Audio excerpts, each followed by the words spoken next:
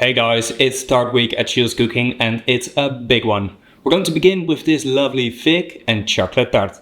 It's a chocolate sponge that's soaked in a fig leaf syrup with a thick compote, an espresso cremeux and a chocolate and fig leaf mousse. So, let's begin. First, the chocolate and espresso sponge. Mix 230 grams of water with 80 grams of an intense espresso and 90 grams of cocoa powder. Now mix this well and then bring it to a boil. Then turn off the heat and let it sit for at least 10 minutes. After that, mix 160 grams of egg with 300 grams of Greek yogurt and 200 grams of vegetable oil. Blend this till smooth and then set it aside for later. Now also mix 320 grams of flour with 500 grams of sugar, 16 grams of baking powder and 6 grams of salt. Start mixing it in a stand mixer and then slowly add the yogurt mixture. Once it's fully incorporated, add the cocoa mixture and mix it for a minute. Then take a big baking tray and grease the sides and the bottom with some soft butter. Now dust a thin layer of cocoa powder on the butter and pour the batter on top. Make sure it's level and then bake it at 180 degrees Celsius for 10 minutes. Then let it cool down for 5 minutes before covering it with another tray and letting it sit for at least 2 hours. Meanwhile, let's make the espresso cremeux. Mix 170 grams of an intense espresso with 320 grams of cream, 80 grams of sugar and 150 grams of milk. Bring this to a simmer. While that's heating up, mix 130 grams of egg yolk with 40 grams of cornstarch. Mix it well till there are no more lumps. Now once the liquid is simmering, while stirring, add it to the yolk mixture. Sometimes there's already enough heat to cook the cremeux, so you don't need to pour it back into the pan and give it more heat. As you can see, this was the case for this recipe. Now add 370 grams of dark chocolate and blend it till smooth. Do this with a hand blender to get a beautiful and shiny emulsion. Then cover it and let it cool down completely. Once cold, transfer it into a piping bag and keep it in your fridge for later. Now for the fig compote. Take 900 grams of figs and trim the bottom and the top. Then cut them in 4. Now transfer the cut figs into a pan and also add 100 grams of ginger syrup. Then transfer 10 cardamom pods in a blender and blend it into a fine powder. Add it to the pan as well and then let it simmer on a low-medium heat for about an hour. After the hour, use a hand blender to give it a quick mix. You still want to keep that thick texture, so be careful you don't blend it too smooth. Now pour it into a bowl, cover it and let it cool down in your fridge. Then the fig leaf syrup. Mix 100 grams of rum with 200 grams of water and 100 grams of sugar. Bring this to a simmer. Meanwhile, remove the core from some fig leaves. In total you need 30 grams of clean fig leaves. Once the syrup is simmering, add the clean fig leaves. Then cover it with a lid and turn off the heat. Now let it infuse for at least 2 hours in your fridge. You can even leave it overnight. After that, take off the lid and pass the syrup through a fine sieve. Then keep it in your fridge for later. Now back to the chocolate sponge. First turn the baking trays around and give it one good tap to take the sponge out. Then use the other tray to transfer the sponge on your cutting board. Now use a serrated knife to trim the top. You want an even thickness all around. And the trimmings? Well, those are very nice chef snacks. Then take the fig leaf syrup and brush a generous amount on top of the chocolate sponge.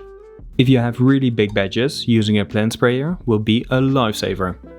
Once it's done, cut it with the preferred cutter. I'm making 3 different sizes. Then place the cutter back on the sponge and add the fig compote. Level it with a palette knife and ensure that there is no air trapped between the layers. Then take the espresso cremeux and pipe a fig swirl on top of the compote. Now let it freeze for about 2 hours. After that you'll still be able to press the filling out of the rings. Keep them in your freezer for later. Then the chocolate shell. First melt 200 grams of cocoa butter on a low heat. Once melted, turn off the heat and add 200 grams of dark chocolate. Give it a good mix till all the chocolate has dissolved and the temperature is between 31 and 36 degrees Celsius. Now use a brush to cover the inside of your desired mold with the chocolate. These ones are from Mold Butters Pastry, the sponsor of this video. Keep on adding chocolate till you're happy with the thickness. If the chocolate starts to set too quickly, give it a little bit more heat till the temperature is back between the 31 and 36 degrees Celsius. Keep it out of the fridge for later. Now for the chocolate and fig leaf mousse. First pour 250 grams of cream into a pan and bring it to a simmer. Meanwhile, remove the core from some fig leaves. In total, you need 60 grams of cleaned leaves. Once the cream is simmering, add the leaves and ensure everything is covered in the cream. Then cover it with a lid and let it infuse in your fridge for a couple of hours. I always leave it overnight. The next day, first soak 4 leaves or 6.7 grams of gelatin in cold water. Then heat up the cream slightly and measure 200 grams of the cream into a new pan.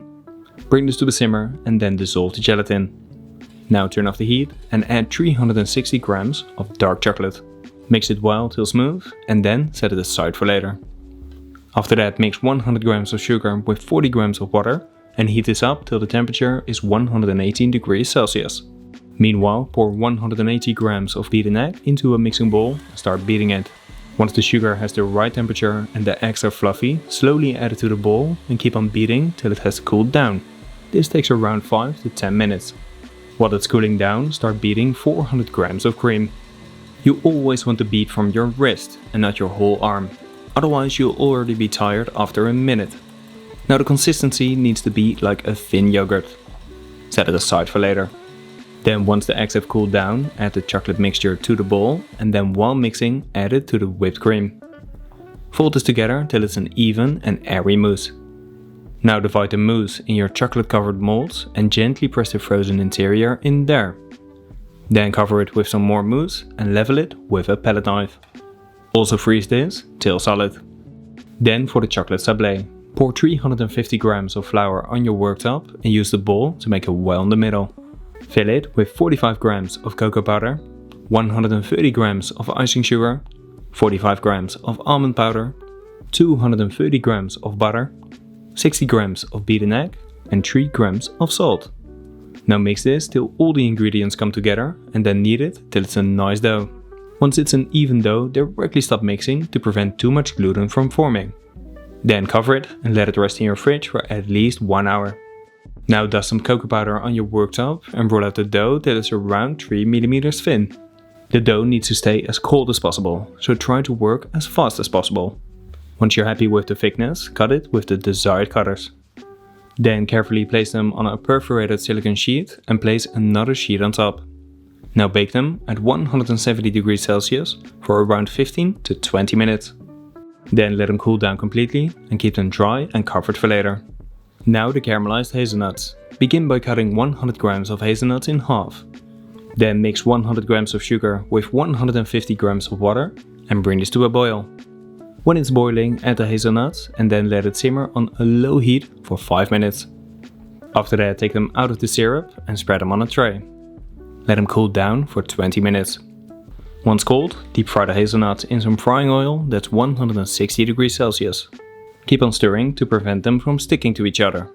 Now when you're happy with the color, take the hazelnuts out of the oil and directly season them with salt. Then let them cool down for a couple of minutes before transferring them on a piece of kitchen paper. If you directly place them on the paper, it will stick to the caramel and you won't be able to use them. Now once cold, keep them dry and covered for later. Then the Bergamot cremeux. First soak 3 leaves or 5 grams of gelatin in cold water.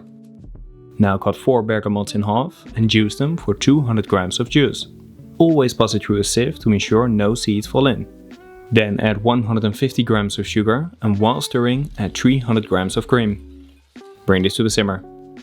Meanwhile, mix 80 grams of egg yolk with 20 grams of cornstarch. Again, mix it till smooth. Now once the liquid is simmering, slowly while stirring, add it to the yolks. This time the temperature wasn't high enough, so we need to heat it some more to thicken the cremeux. Just keep on stirring while you bring it to a simmer. Then turn off the heat and dissolve the gelatin. After that, pour it into a bowl and also add 200 grams of white chocolate. Blend it till smooth. Now fill your desired mold with the cremeux and make sure it's level. Then let it set in your fridge for 30 minutes before freezing it till solid. Now for the chocolate glaze. First soak 10 leaves or 16.8 grams of gelatin in cold water. Then mix 360 grams of cream with 270 grams of water and 540 grams of sugar. Bring this to a boil. Once it's boiling, add 180 grams of cocoa powder and while stirring, let it boil for 3 minutes. Now turn off the heat and dissolve the gelatin. Blend it till smooth. Be sure to keep the blender at the bottom so no air mixes with the glaze. Then pass it through a fine sieve, cover it and keep it in your fridge for later. Now we can start to finish the tarts. First gently remove the tart from the mold and place it on the chocolate sable. Then place the cremeux on a metal ring and glaze it with the chocolate glaze. The glaze needs to be between 31 and 36 degrees Celsius before you can pour it on the frozen cremeux. Now unfortunately I forgot to press record, but once it's glazed, just gently place it on top of the tart. Then decorate the top with the caramelized hazelnuts, and once it's all defrosted, it's ready to be served. Okay guys, that's it for today. I must say I'm very happy with the result. The tart looks incredible with the chocolate glaze, the really nice fried hazelnuts, the caramelized hazelnuts on top, and I can't wait to see the inside. So let's take a hot knife and cut it in half.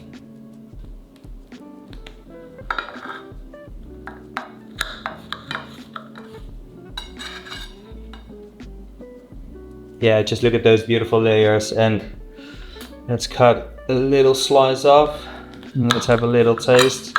Knife is cooled down a bit and it's instant disaster, but that's okay. Let's just have a little taste.